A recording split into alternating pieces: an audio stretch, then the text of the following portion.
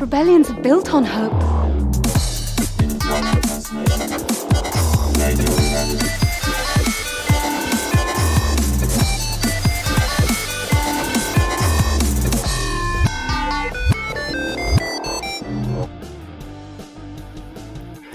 And welcome to another episode of Red the Rebellion, a Star Wars podcast. I'm your host, Alberto Valderan. Rocking on over there is Oti, and we are back here today. Oti threw me a curveball, so I went live. I had to type something up, but we're ready to add something on the show. Oti, welcome on this Saturday. Happy Halloween.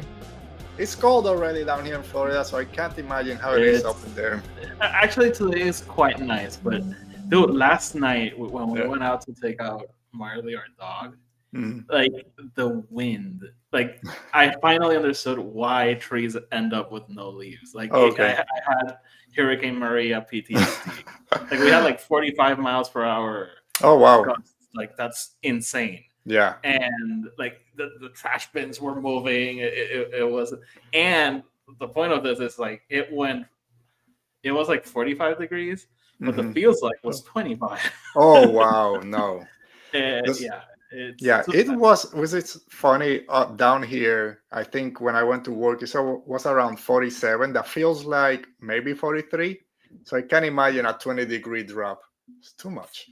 Yeah, but it's like every time I check the weather, like every day is colder than the day before. It's like it's I will say get used to it, but sorry, this next few months is gonna be. Yeah, I'm actually going to Maine this week for something related to work, which is like when we came in May to see apartments. I remember we saw a video from Maine that it was snowing in May. Wow, in May.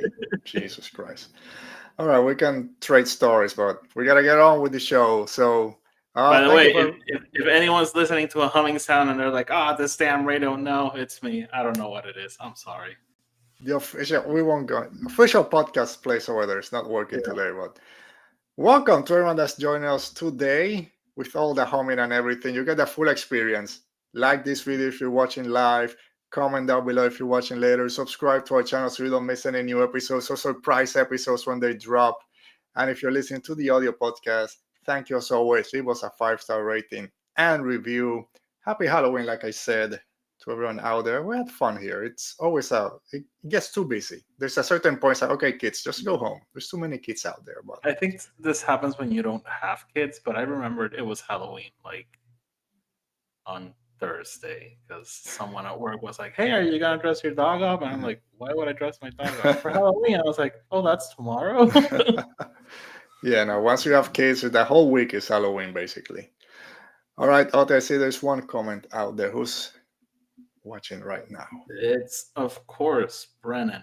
Hello there, my friends. Hello, Brennan. I think you're gonna like this conversation. Hello there, you always Brennan. like it. I think you're gonna like this. Joining us today. All right, I think let's go ahead and do this. Sorry if you guys are ready. No, you know what? Sorry, I jumped the gun. I was just gonna say just a quick update because I've been saying it for a couple of weeks. Our interview with Alan Christopher I just received. It's the advanced copy of his new novel, Master of Evil, which comes out November 11th. Embargo's out. I have a non-spoiler review up on our website. I won't talk about it today. I'll wait till we do our interview. I can talk a little bit if you guys want. But we're like 90% there. We're just finalizing the date. So hopefully in about 2.5 weeks, more or less, we'll have Alan Christopher, hopefully gracing us with his presence, and we'll be able to talk not just Master of Evil, but Shadow the Sith. I hate that I left that book in Puerto Rico because if I had it with me, I would go back and go with some of my highlights. But it is what it is. I said you won't talk about it, but just like overall, yay or nay? Overall, it's a yay. Awesome. It's again similar to The Last Order. Temper your expectations in what you hope this book to be. Yes, there's Darth Vader in the cover. Yes, it's a Darth Vader story. He's not the only main character. Palpatine is there. He's very important, but there's a new character that takes up a big chunk of the book.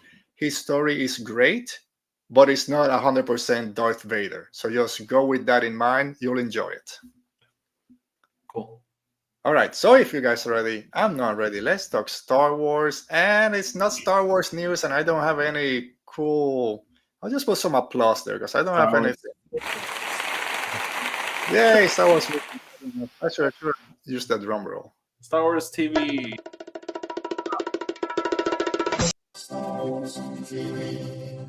Thank you. It's been a while out there. I forget all the things I have here. All right, but Star Wars Visions Volume 3 finally dropped this past Wednesday. I didn't watch all of it at once. I just finished this morning. I believe you just watched all of them today. Yeah, I watched them all like on one sitting, basically. Right. I was not planning on doing it. We thank you for piling through and getting through it. Star Wars Visions for the first 2 volumes has been something kind of a surprise how much it fit with Star Wars fans, at least for the 2 of us. It's something that we've really enjoyed. Some episodes more than other, of course, but it's a breath of fresh air for Star Wars. They're what if, like nothing is canon. They can do whatever they want as long as it had that Star Wars feel. And I think it's worked so far. And now we're going to talk about all the episodes. And then at the end, we'll kind of a recap on the season itself. But Otti, before we start, anything else you want to? I don't know if this happened to you, but it did happen to me. We've known about this season for a while. We saw the trailer for this season a while ago. We've heard of people who had seen episodes of it. So all of this just to say, when I started like going through the episode list, I was like, wait, I thought I already watched this episode. What?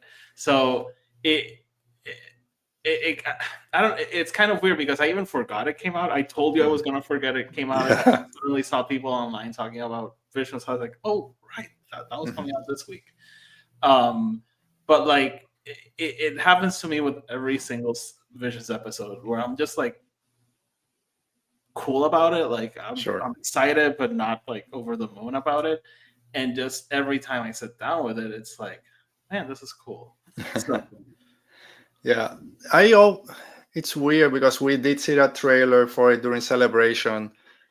There was a panel for it. There was a lot of information that came out, and then it kind of dropped for a while. And if it wasn't for people posting about it, oh, it's about to come out, I probably would have missed it also because kind of it tempered off the official kind of announcements out there. But it doesn't matter. So, and yeah, there were some episodes that were kind of similar in their theme, so we'll go through them.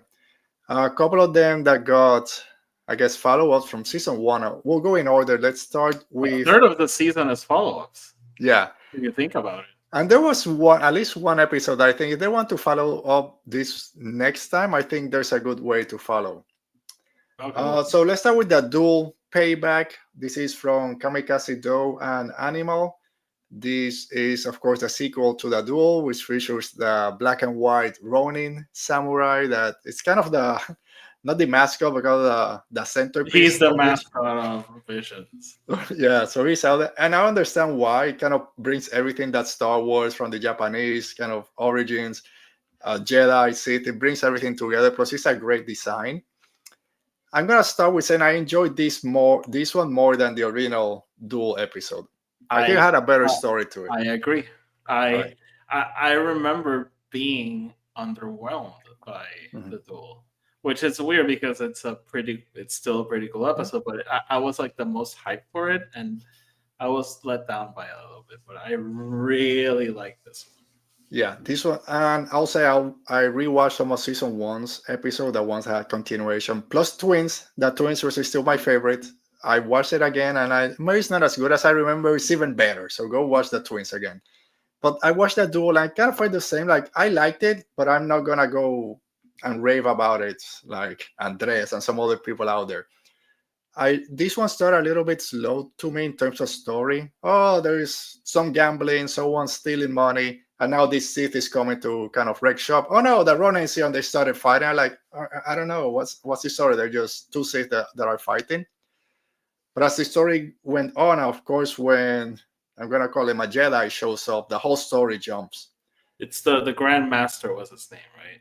Okay. Grand Master, kind of like the Machine Man or something at one point. But I I love.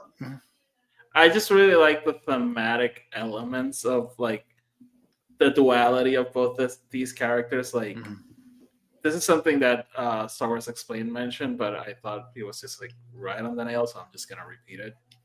Um, the Grand Master is a Jedi, right? But the only thing he's doing that resembles being a Jedi is having a blue lightsaber. Yeah. While you have the Sith acting the most like a Jedi.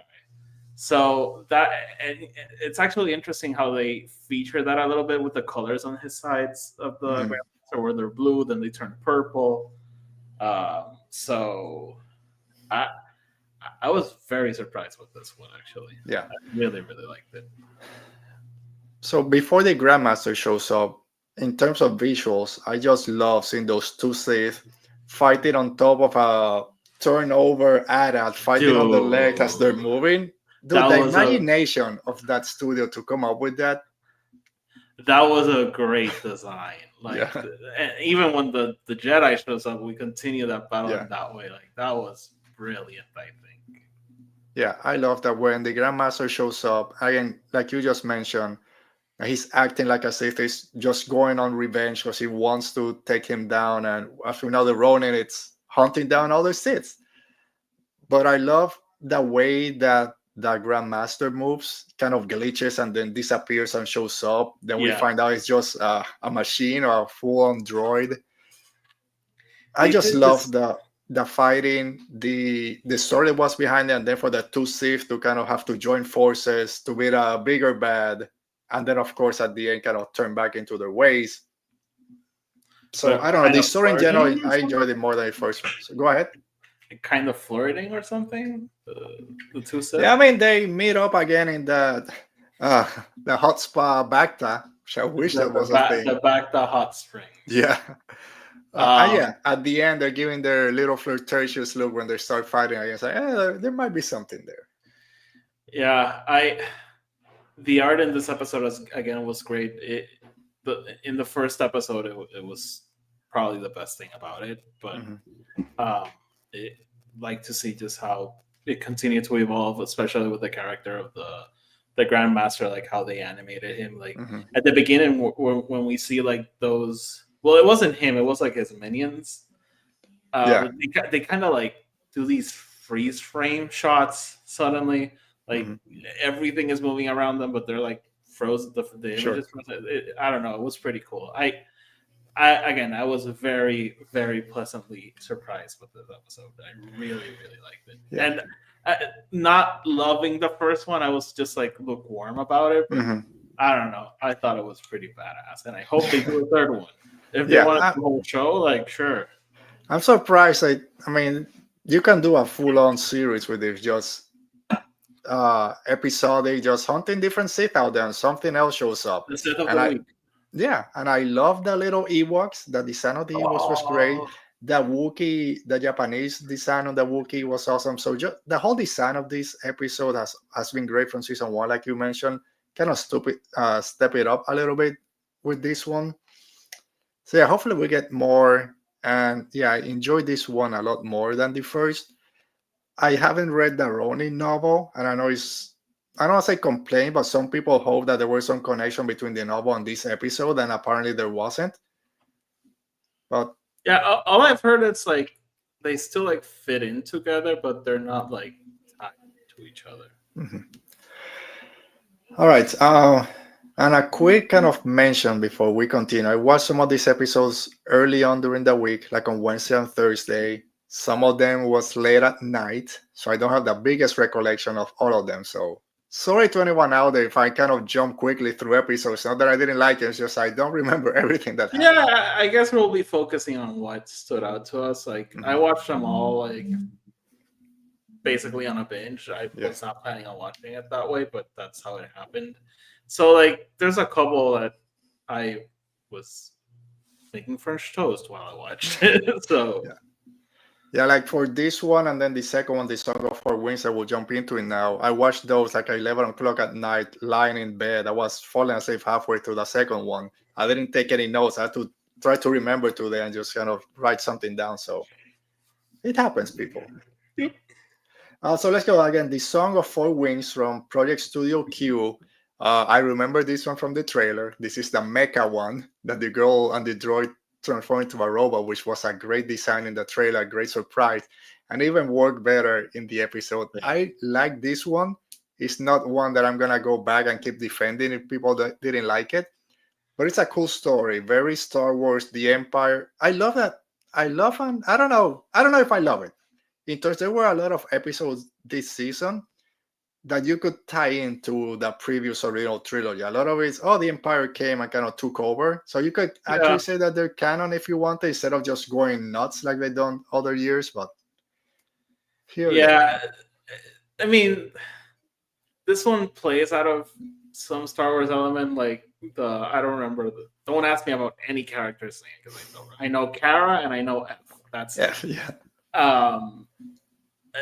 the girl in this episode is clearly like Leia coded. Like she's a princess. She has the same hair as Leia in Bespin.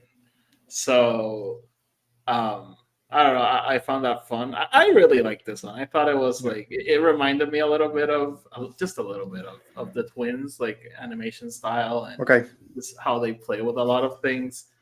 But that trailer shot, which is one of the coolest vision shots of the AT-ATs coming out of the sun, wow, makes no sense whatsoever. But whatever. But if Rise of Skywalker can bring Star Destroyers out of the ice and snow, you can bring two AT-ATs. So the Empire has taken over this ice planet. They destroyed that rebel base. Princess Crane, because I went back and checked it. She's with her droid R9TR2, also known as Tor2. And they go to check a village because, I think there's some life signs. They're going to check this village that supposedly the Empire kind of destroyed everything. They start playing some electronic dance music on their way, which I like the little cassette that they put into the droid. And they find this weird... This is the episode where they have the real world United States plug. Oh, yeah. the three-prong plug. Thankfully, it wasn't one of those that you have the US plug with a UK connection and then it doesn't work.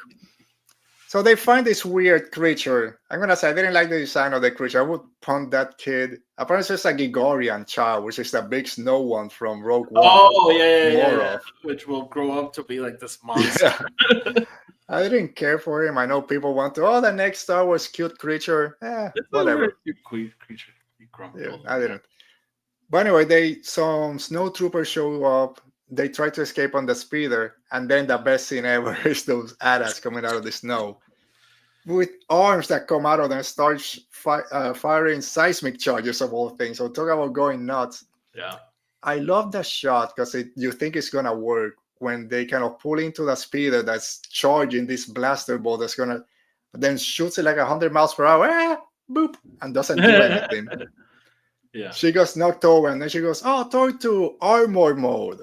And then transforms into an X-Wing mecha. And I love that. When talk about going nuts, that's what I want to see. And I love that little... We knew it was coming, but it still hit pretty awesome. Yeah, it was absurd, but I really enjoyed it. I enjoyed it in the trailer. I enjoyed it here.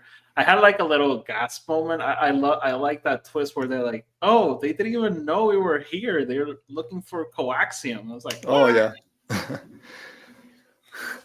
So anyway, and then she destroys the droid. I mean, the AT-ATs, once she turns into the X-Wing robot, meet up with the other admiral or something. Yeah. And then leave the planet. So again, a cool episode. Nothing that's gonna kind of keep up in the back of my head, but some fun stuff. I think that's true to most Star Wars Visions episodes. Like, I don't know, there's a cult around the Ronin, but also nobody really talks about Akakari anymore. So, I mean, I'll say that's one of my least favorites, so that's fine if they don't talk about it. I don't know. Yeah. Justice for Obi-Wan, though. Oh, Toby is great. Another great one, and the one that's gonna continue on is the Ninth Jedi.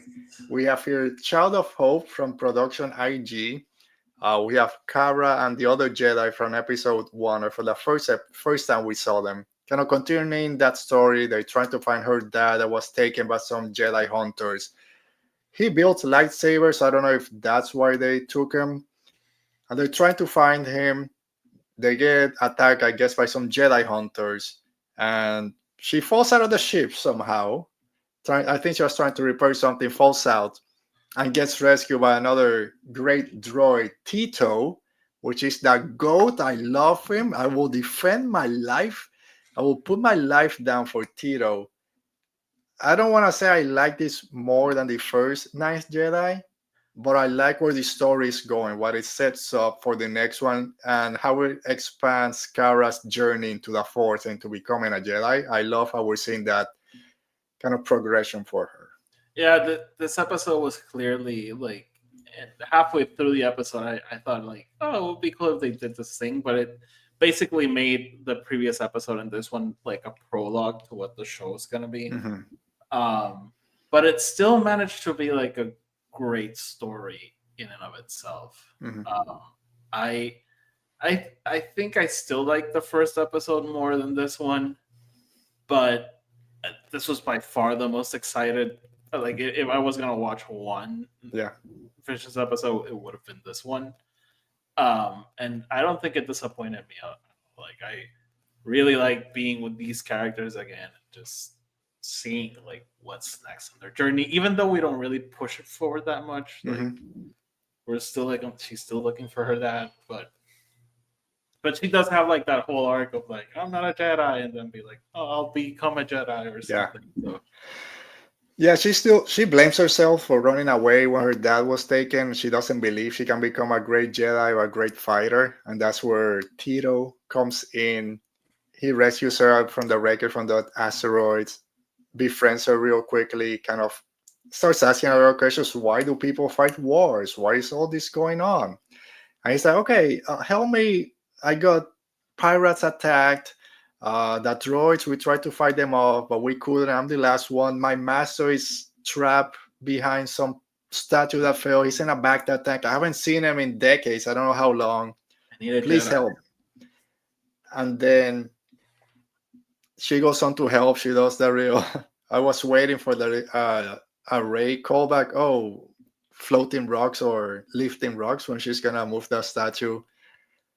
Of course, she's able to, but the master is dead. But I love Tito again. He was the MVP of this season.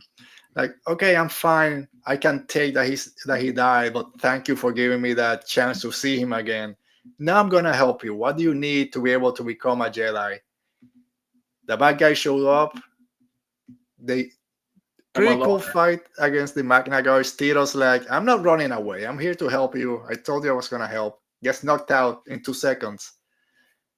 But I love the fighting scene. I love Kara, the way they animated that fight. And then Tito does the ultimate sacrifice and gives his life force to power up the escape pod so she can leave and be picked up by the other Jedi and continue. By the way, that's a cool ship because like at first I thought it was a planet, but no, it's like a whole station thing. Yeah, it's kind of it's weird, but I loved it. Yeah, no, that whole moment with because I was like, oh, cool, we got a new character for the show. Oh no, he's dead. They killed a lot of droids in this one, or shoot up a lot of droids, I should say. Yeah, because even in the duel, they destroy the. Yeah, they are too unique. But yeah, I love the story of the Ninth Jedi. I love where it's going. They kind of said at the end as now one, I think they called him, that he's searching for the Jedi. He knows what we're trying to do. I don't know who this Nawam character is. Of course, we'll find out in the show. But I don't know. Like you mentioned, I love these characters enough to want to see a full-on show about them, especially Kara and where that goes. And it's still kind of a mystery because when we finished during season 1, there's no more Jedi out there. We just found these 2 Jedi, and actually it's a bunch of Sith trying to pretend to be Jedi so they can kill who's left. So we still don't know where all that set up, how many Jedi or Sith are out there. So there's still a lot of mystery going forward to the show when it comes out next year, I guess. Yeah, I'm excited to like get a trailer for that or something.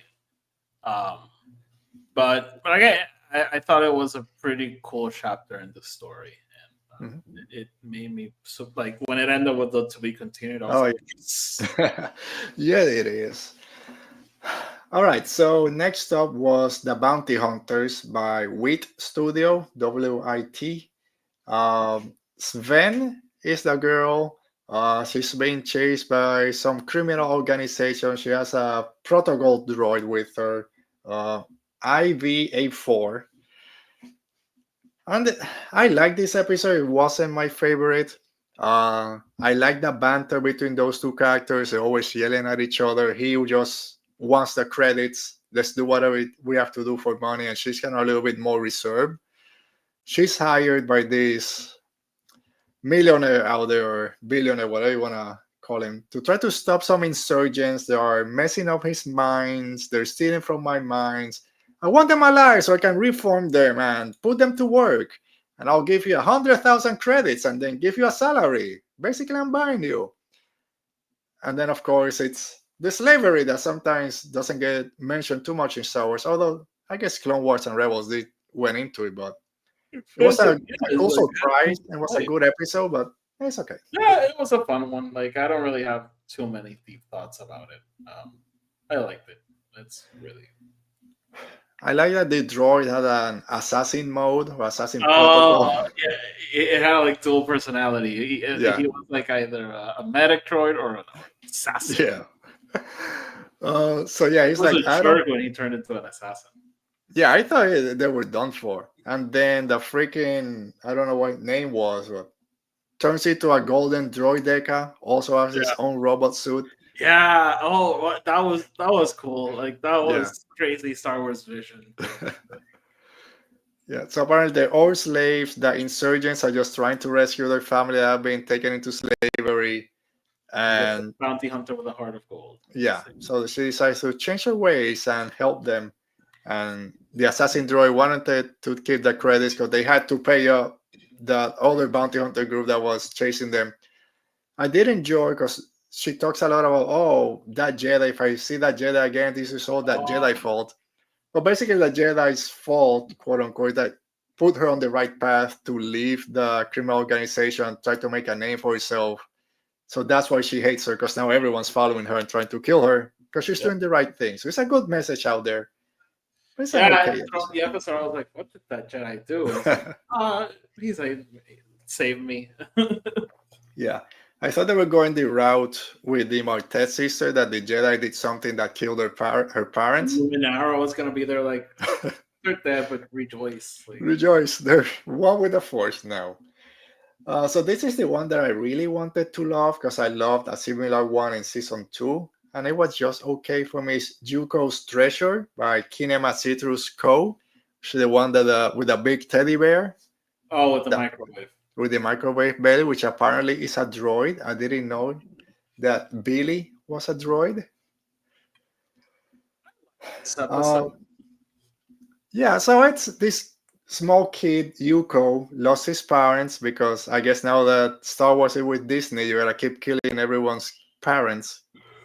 Kind of being raised by Billy the. Now that Star Wars is with Disney, Star Wars has been with Disney for what, like 15 years? I know, it's all the kids' parents. All the Disney, I mean, Star Wars have killed all the parents also, so I guess it's a good match. Like, Star Wars is all about trauma. Yeah. So this poor kid has a lot of trauma because his parents died. Now he's living with a droid on Tatooine of all places. And then there's other kid, Sola. It's looking for some smuggler out there or something. He has little Puck almost looking for someone. And it's that little kid's birthday. Yuko's birthday, and Bill says, "Oh, I gotta go get your present." No, don't worry about it. Just stay with me. And all hell breaks loose. The other kid sells him out to the smugglers or to the bounty hunters. They find them, and there's a crate dragon in a cave. I guess that's cool. I like this. Listen, I'm always here for Star Wars cheesiness. So when we learned that the treasure is actually a hologram of the parents and the home, and the home, yeah, I was like, beautiful. Like, this is Star Wars. Yeah. Biggest treasure in life is family, I guess. Yeah. I did like that. So the parents came in, hey, your parents stole a treasure that belongs to me. What is it? And they turned Billy evil. So that was kind of scary. Had almost appeared to have a Darth Vader helmet at one point. Yeah. Oh, you can go in. This is the treasure, just one credit. It was very Skeleton Crew when they go in and only find that one credit shit.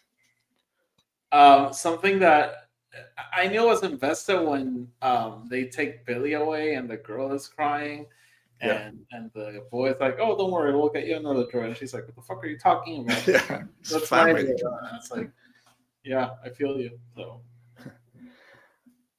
So anyway, and then the secret was there's a family home hidden underneath the sands of Tatooine, and we have a ship that your parents left you, and now we have holograms of them that you can watch forever. And they took the other kid with them, which I think had a dad also. He had a family. They just took him. I think they stole the kid. Because he's like, I guess this is where we separate. And they're like, no, you're coming with us. And he's like, okay.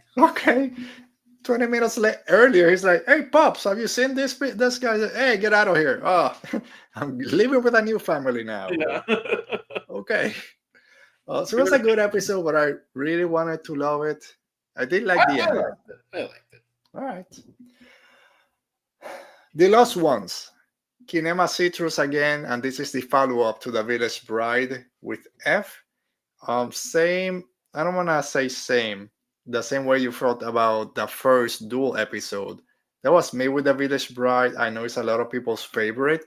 To me, it was okay. I rewatched it also, and I wasn't blown away. It's just, it's okay. It's a cool episode. But nothing that, give me a follow-up. Similar to the duel, I really love this one more than The Village Bride. I think it had a better story with F. At one point, I thought they had that a blight was going to show up because they're in this planet that they're carbonite mining. Carbonite is getting out. Yeah, the gas is coming out and it's turning everything to stone apparently. And oh no, the blight. I'm getting flashbacks and I don't like this. Oh, because like there's that guy whose family is like frozen. He's like, I'm not going to leave them. Well, yeah. That's a cool concept, by the way. Mm-hmm. Like that whole thing of the carbonite eating up the planet. I thought that was pretty cool. Yeah, it was a cool way to show another kind of way the Empire kind of all this mining that the Empire always does messes up the planet. It just doesn't have to be a big explosion or something. No, actually the gas is now coming out and anything that touches it dies and the planet is starting to die and getting freeze basically.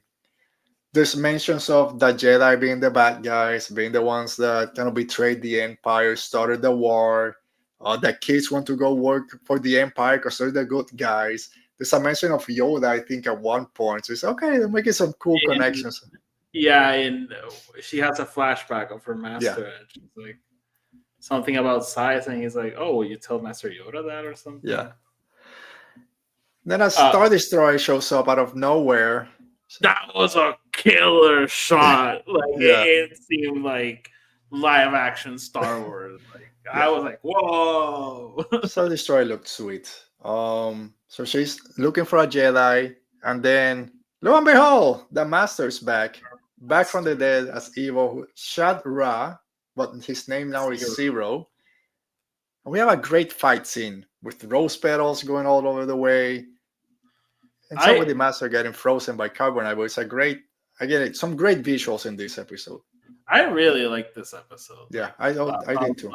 I think I liked it more than the first Village Bride. But I think I like the Village Bride more than you, though. That reveal with the Master for me was interesting. Then having that fight, I love the design of the Master, like this, just like a beautiful white person with white hair and white clothing. Then with the red lightsaber.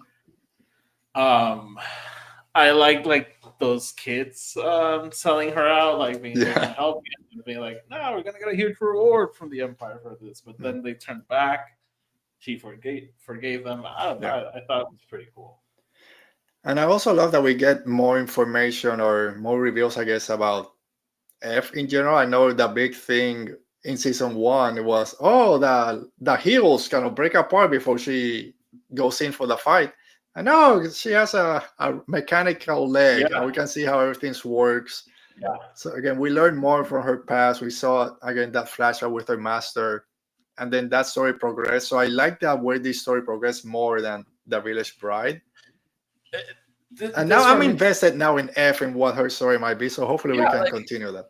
If you think about it, it's kind of similar to the Ronin, like story wise, but just like with the Ronin, I'm down for it. If they want to just like keep bringing F up in different Vision seasons, I'm down for it. If they want to do like a whole show about her, I'm super down for that. Like, I'd take more of this character, like, for sure. Yeah, I think that kids join up. They want to try to save the planet. Maybe she's involved in that. So, and I love, you kind of briefly mentioned when we at the beginning, was that group of people that, hey, we need to leave, and no, I'm not leaving them. I can't. I gotta be here with my families. Like, kind of gets you invested in this story pretty quickly. All right, so this I'll say this was a surprise. It started a little bit slow for me, but I didn't end up enjoying it by the end. Was the smuggler from Trigger? That's the episode I told you I kind of like checked out, not because it wasn't good. I was making breakfast. It's fine. It's fine. So similar to others, the planet is under imperial rule, and same as you don't know the names of everyone, I don't know the names of the planets. I didn't put names of planets on my notes. But the planet is under imperial rule. This smuggler is hired. It seems like a young kid, a girl, is hired to transport 2 people out of the planet. No questions asked, basically. Very Star Wars, right? It's this older lady kind of, hey, I have someone, it's the 2 of us, you need to smuggle out. Quick backstory, when the Empire came, they kind of killed the king and queen, only the prince kind of escaped. So you kind of know where the story is going now. So of course, that person they need to smuggle out is this prince, which is again another young kid, I'd say 15 years old or something. They don't know who, so there's a bounty hunters after the prince because there's, I don't know, like a $50,000 credit. I love the bounty hunter design. It's this big guy with all the armor. Stormtroopers are terrorizing citizens.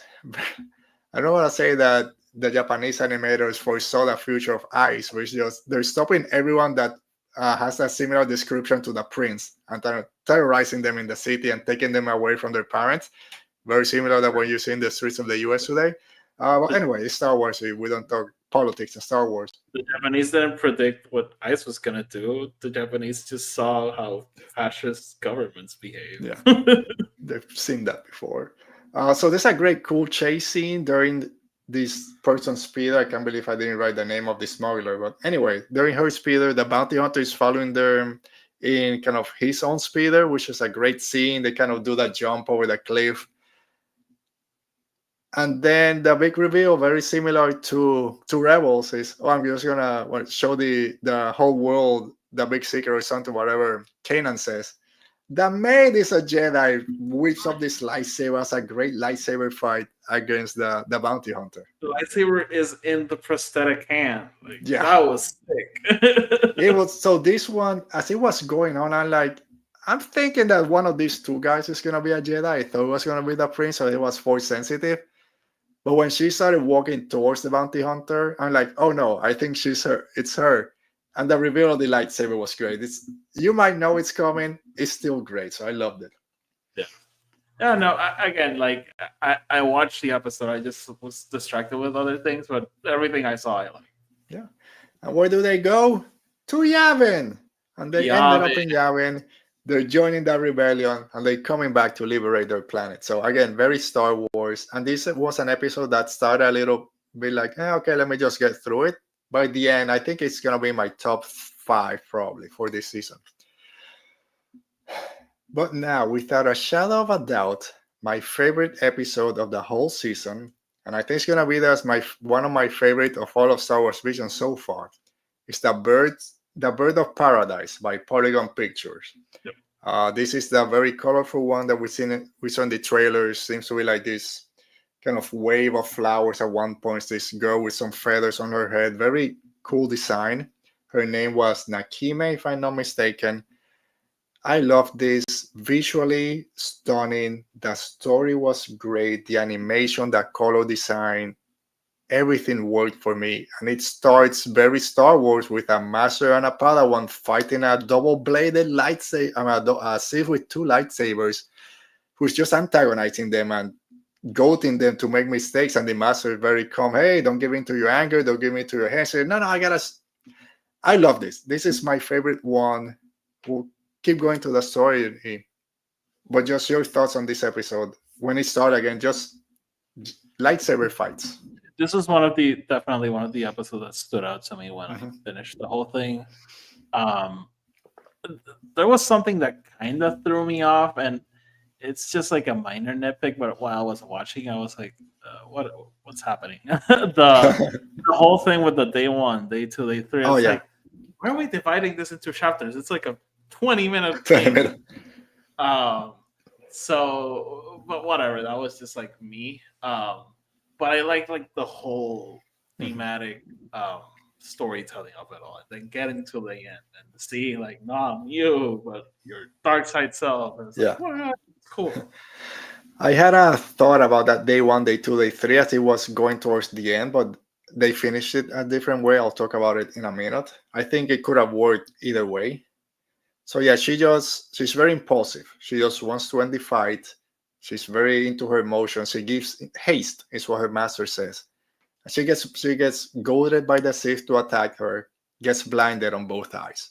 Which I thought was cool because then it helps her like slow down, and then she gets frustrated because wait, I can see and you're mocking me, and she's tasting this water that's all nasty that she's drinking.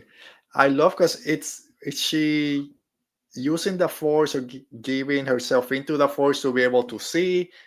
Is it visions from the Force that are helping her? Because then she would just get frustrated and she couldn't see again.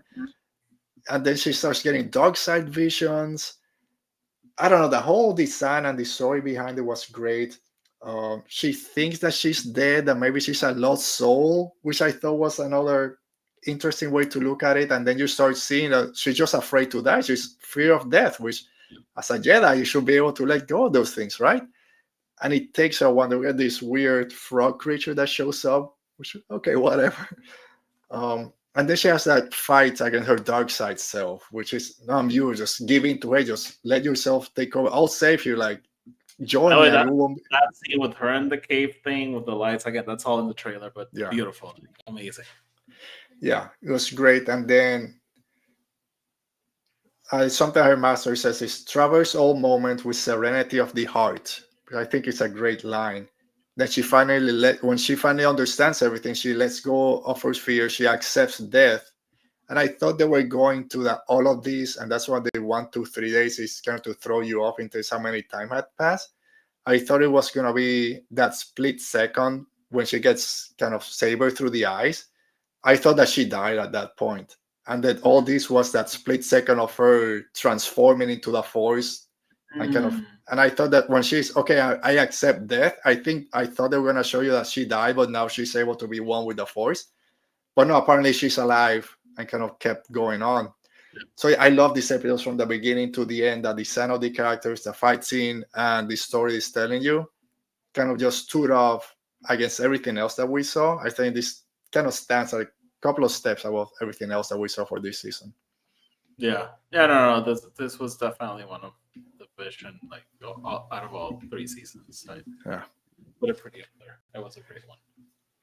And then we finish up. Oh, the jazz episode. I still don't know what the hell we saw in Black. This was the one that got a lot of promotion since Celebration. There's a lot of information. Poster that came out. Did people see this episode? And I don't know, actually. I don't know. I was under the impression that people had seen either like clips of it but whatever. Like you said, they have jazz going on, or is having these psychedelic visions? Dude, I still don't know what the hell I saw. I had extremely high hopes for this, and I don't know how I feel. We're following. Is it the same stormtrooper, like a good side and a bad side? Because it's green and red. They all both are cracking the helmet the same way. They both have beards, I don't know what the hell happened for those 15 He's minutes. naked with a woman at one point. Like, The beach was chilling. I think I needed more recreational supplements in me with this episode. Yeah. I was disappointed by it. I won't Okay. lie. It was one of the most excited. Mm-hmm. One of the episodes that had me the most excited. Like even like the whole jazz element to it, I was like, "This is gonna be so cool!" And I saw like a couple clips, like that shot of the Star Destroyer just crashing. I'm guessing this is the Battle of Endor. Okay, I know the Death Star. I thought it was the Death Star trench run at one point, but it doesn't explode, and we do see the Death Star kind of falling in the. You see the X-Men go inside, Yeah. so that's why I thought Okay. it was Death Star 2. But then is it Death Star going into a black hole? Yeah. What happened? Like, Black what is hole. like when this episode ended? I was like, "When is that hit?" Like, I thought it was all built up to something. I probably need to watch it again because I clearly did not understand like what it was trying to tell me. Like you said, we need to take something before we can watch it because the stormtroopers fighting each other as these Death Stars exploding. There's these two TIE fighters chasing each other, but then there's an X-wing. There's those two stormtroopers. At times, I felt like I was looking at a. Do you remember the iTunes visualizer when you played music? Do you not remember that? Yeah, no. Whatever. They're riding horses at one point. There's TIE fighter chasing into a horse chase and speeders.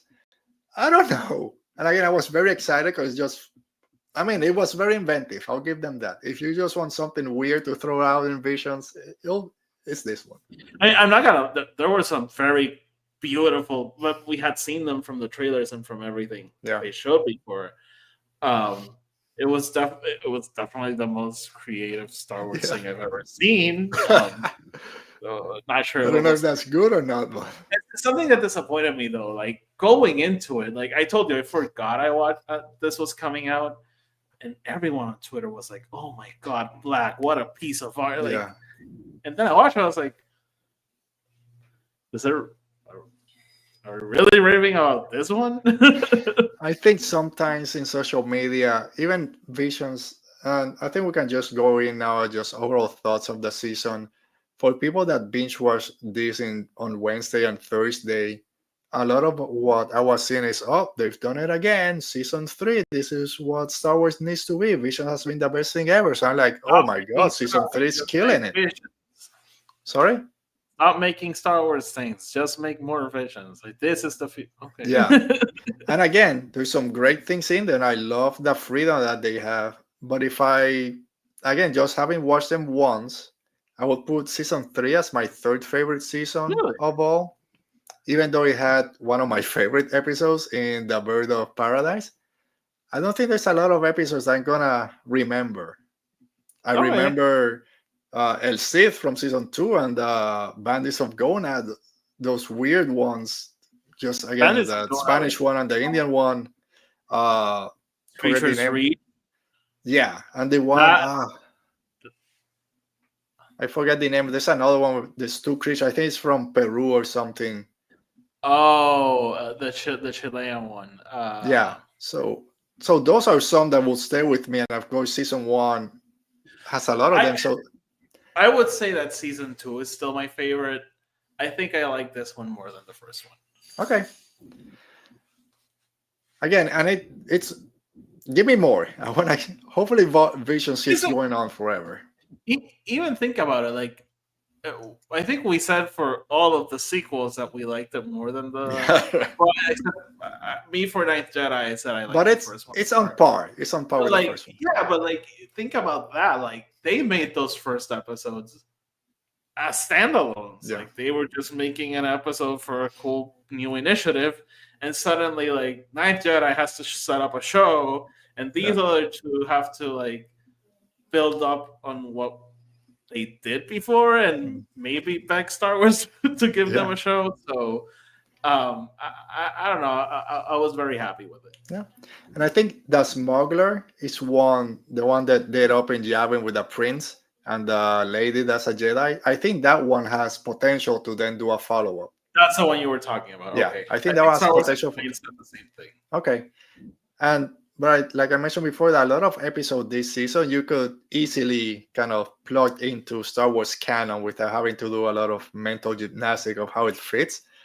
There's a lot of similarities. Oh, the Empire came, they took over the planet, and now we got to either escape before they kill us or we have to rescue someone, which is very Star Wars, which seems similar things. So I think that's why I might rank this a little bit lower than the other seasons. A lot of the main themes of the episodes were a little bit similar, and of course the story was different, but that part was the same. I would then invite you to go back and rewatch season 1 because that season specifically had a bunch of episodes that were like, oh, this is just like a retelling of the same thing here. Okay.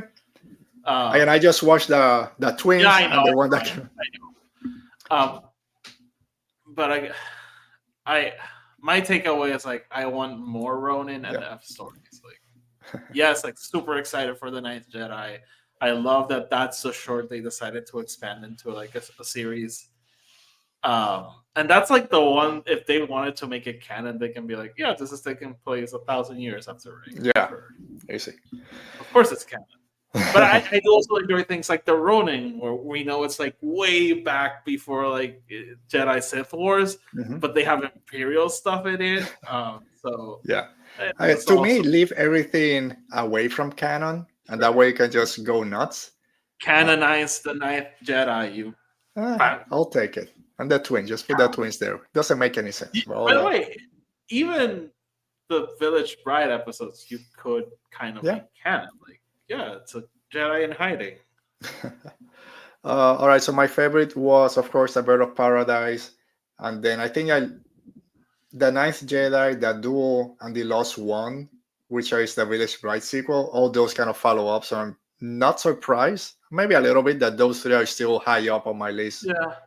And then the Smuggler kind of surprised me. I think my favorite would be Payback. Okay. Either Payback or the Ninth Jedi one. But again, I had a ton of fun watching it. Yeah. Like all of them. So I mean, and one thing I really liked about this season, there wasn't one episode that I said, yeah, I really didn't like that one, which I had with previous 2 seasons. There were episodes like, yeah, no, I'm never coming back to this one. So all in all, maybe it was a little bit tighter, but fewer standouts. And maybe it's because we're 3 seasons in, so I kind of got used to. It's not exciting anymore. Yeah, just close it. Who cares? Just sell it. All right, so you guys let us know down in the comments on social media what you thought about Visions Volume 3. If you want, I'm pretty sure we're getting Volume 4. Do you want it to continue with more Japanese studios or anime, or do you want it to go back to Season 2 and explore other cultures that we saw in Season 2? I hope we can go. We bounce back and forth with it. If they do it like they've done it, like every other season is a Japanese, and then in the middle we just get like, I think that'd be fun. Yeah, that'll be nice. Yeah, I just hope they keep it going. Like, this is just something just so different. Yeah, I know, and that's something I will always love. All right, so let's jump real quick, Oti, to some Star Wars news. Before you go with the news you mentioned, I just wanted to mention, because you didn't say it before we started, so I'm assuming you don't have it on your list. Ahsoka wrapped filming. Oh, that's right. Ahsoka wrapped filming. I talked about it a couple of weeks ago. Not wrapped filming, that people were starting to talk about it with Bryce Dallas Howard has talked about it. I thought it had already wrapped, but Rosario Dawson this week was like, it's a wrap. So I was like, oh, okay. So you hadn't wrapped. Okay. Now, when does it come out? We'll see. I heard August or September. I heard September or something. So we'll see. All right. So something that unfortunately has been wrapped up forever, maybe for good, or maybe not, because voices want it back. Dude, the original Knight of Ren, they keep switching. I had my Ren helmet, which I thought was not the real guy, but we know he was one of the first. Wait, you got the helmet? Dude, you want me to bring? I'm gonna bring it. I used it yesterday for Halloween. You talk to the people while I get it. Yeah, okay, so we got the non-surprising news that Qimir from the unfortunately canceled Star Wars show, The Acolyte, was gonna be the original Knight of Ren. There we have the helmet of the supposed original Knight of. That's a cool helmet. Like, I don't like giving I Alberto can't props. hear you, so we'll see. That's a cool helmet. I was just saying that that's a cool helmet, even though I don't like giving you props for anything. Thank you, thank you. And it's kind of you can't see. It's a two-way mirror, so you can actually see outside through Yeah. it. So, yeah. So yeah, no, I was basically going into It's gonna fall down. the news. I'll say the news. I kind of figured as much. Like, I think we probably like most people. why are they using the Kylo Ren theme? Like, I think like most why people that else? do shows like us at some point during the season, we said, wouldn't it be cool if he was part of the Knights of Ren? At some point, I'm sure we mentioned it. But officially, from the art of Star Wars, The Acolyte, so Leslie Headland dropped a tidbit about Kime that has renewed calls for the return of the show from fans. So she goes on to say, what's in the design of the character, as well as knowing that we were going to introduce Darth Vader into the show, we were able to make a decision to go with the Acolyte. I don't know if we lost Alberto. I don't know. Let me check YouTube just in case. Holy shit. I mean, if I'm the one still here, then I apologize for the delay. Yep, okay, I'm definitely the only one still here, so I'll take over. I don't know what Alberto was coding, but yeah, so we're already getting into it. Like, Kymir was supposed to be the Knight of Ren. I think this would have been like something super cool. Like, Alberto was saying during the beginning of the show, like, "Oh, who cares about the Knights of Ren?" I did. I well, I'll leave this one for when he comes back. But like, I really like the concept of the Knights of Ren in the sequel trilogy, and one of my beef with the sequel trilogy is that they really don't come back. Like, they come back in Rise of Skywalker, but we don't really learn much about them beyond that. So I think it was cool that Leslie Hetland was thinking ahead and being like, "Hey, how can we tie the Acolyte to like the future of Star Wars being like the sequel trilogy," and basically just like start drawing that through line all the way from like before the prequel trilogy into the sequel trilogy. Um it's for me it's like extremely unfortunate that the Acolyte is not coming back apparently. Apparently I really wouldn't bet on that story coming back, honestly. um And I know people sometimes do like this revisionism, like, well, it got canceled, so it really wasn't probably as good as I remember. Like, no, like the Acolyte really, really sucks that they canceled it because I really love that show, and I think it lived up a lot to the promise of what I was hoping Star Wars was gonna be when they announced like Disney was taking over. Um, oh, Alberto's in the chat. He's saying trying to get back. Let's just leave that there until he comes back. If anyone's in the audio, Alberto disappeared. So, oh, there he is. All right. You're back. I'm sorry. My signal was strong, so I don't know why. I just. Yeah, for a minute I was like, is it me? Is it him? So I had to go on YouTube just to see like who was the same there. thing. All right. I heard that you were talking about the Acolyte, if it's gonna come back or Yeah, not. no. So what I was talking about is like, I'm still bummed that they canceled that show because a lot of people do a lot of revisionism like Sure. after the fact, and they're like, well, if it canceled it, maybe it wasn't as good as I remember. Like, no, the Acolyte is it Pretty really good. breaks my heart that they canceled it. Like, that show lived up to the promise Yeah. that I wanted to see when Disney bought Star Wars. So I'm sad that the show is gone. I really love the first season. I wish it can continue. At the same point, I've moved on. I know some yeah, people no, are still. I moved on from it, but it's still like, come on, like I Yeah. would have loved to see like that whole story play out. And I think it was a great way making Qimir the original Knight of Ren, because people, oh, Plagueis is there. How can you? There's only two. it's right there. He just goes and do something else, becomes the Knights of Ren, or that version of it that we'll find in 150 years with Kylo. So, or maybe he was a Sith and got disillusioned and left, yeah, and then which I think we're probably going. Yeah, and what I was saying, it's cool because then Leslie Hetland was thinking ahead and tying like the whole Star Wars story, like all the way from Darth Plagueis to the Knights of Ren. Mm-hmm. But also for me, like you said, nobody cares about the Knights of Ren.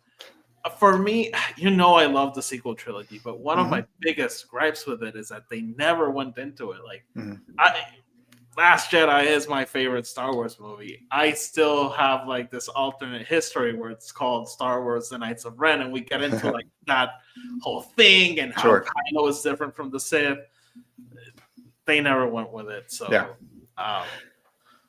What surprised me when I mentioned people don't love the Knights of Ren. I know there are people out there that do, and most of the complaint is I didn't get expanded to what the possibility that those guys could be. And I know the comics have done along with them. There's another Knight of Ren right now in the Kylo Ren, Rise of Kylo Ren comic book, or whatever that comic book is, a new one. So when I said it was surprised that now that they mentioned, oh, he might have been the Knight of Ren, the original Ren. Everyone's like, oh, finally connects everything. The Knights of Ren, like, well, I didn't see people kind of were this excited for the Knight of Ren when they came out. So that's why I mentioned. But I don't know. Hopefully we get a continuation somehow, be it a book or TV show animated. Hopefully we get a continuation of it.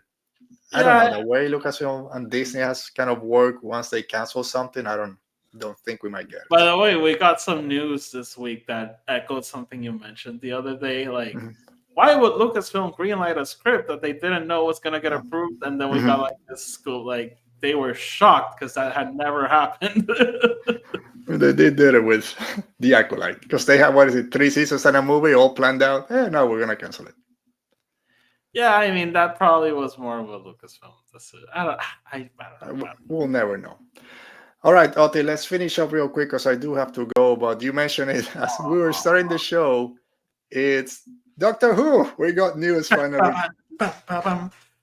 We joked about it last week if we would get The Rise of Ben Solo or Doctor Who Season 3, what you prefer. You quickly went to Doctor Who, the same as I would. And 2 days later, I think, or the next day, we got news officially. Doctor Who is back. BBC has the Christmas special 2026, but not on Disney Plus, which I'm gonna say I'm not surprised, but I'm bummed that we're not getting on Disney Plus because it's easy for me to watch it that way. Yeah, apparently that relationship just broke down. I don't know if you saw they even delayed the spin-off. Yeah, they're gonna release it later on. But whatever, we'll find a way to watch it. I'm just glad it's still gonna be out there, and Russell T Davies is coming back to do the special. Yeah, and they said it like he's coming back to do it, so which makes me think he will not continue after that. We'll see.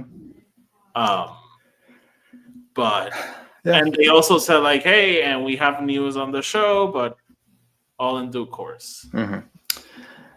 All right, so glad that we're getting Doctor Who Season 3 or whatever it is going forward. Will it be Billie Piper? Will it be something totally different?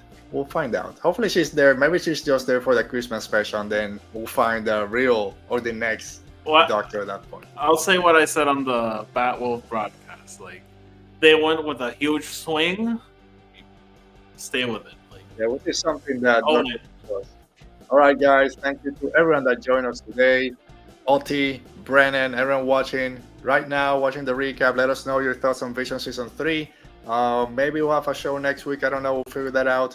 And I'll let you guys know, hopefully during the week, when Adam Christopher will be here. It won't be on a Saturday. It will be a different day at a different time, but I'll put that out for everyone. So, all right, Oti, see you next time. Stay safe. Be safe. May the Force be with you.